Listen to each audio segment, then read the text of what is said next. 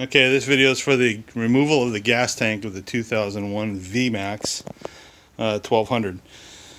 After a little bit of trial and error, I kind of figured out exactly what's involved in removing this. So I did remove the battery in the battery box, thinking it might be necessary, but it may not have been necessary. I'm not sure if that stuff was in the way or not, but after I got to this point, I'm thinking maybe that could have been left alone. One thing you will have to do is remove the back wheel. I backed it off about 10 inches, which gave me room to get a screwdriver in there and remove the inner fender.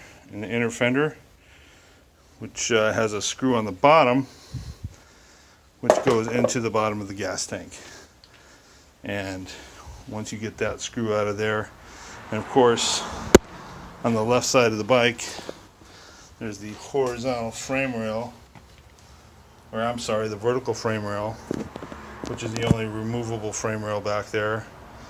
And once you remove that and you tilt the gas tank backwards, of course remove the gas cap or you will hit the upper fender. Once you remove the gas cap, that will slide back enough, so once you tilt that back so that the bung is behind that fender, then you can slide it straight out the side and it'll come out.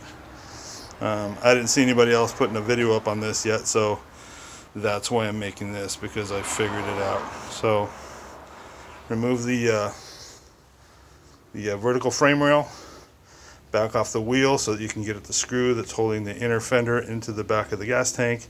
Once you get that, unplug the sending unit that's going to the bottom of the gas tank, which is over on this side right here, the black and red, the black and green I mean.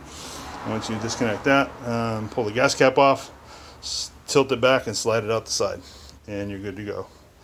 It's a 2-hour job just to get it out. Probably not that much. It took me a long time because I pulled the battery in the battery box, but if you know your way around the bike, then yeah, maybe an hour. That's it.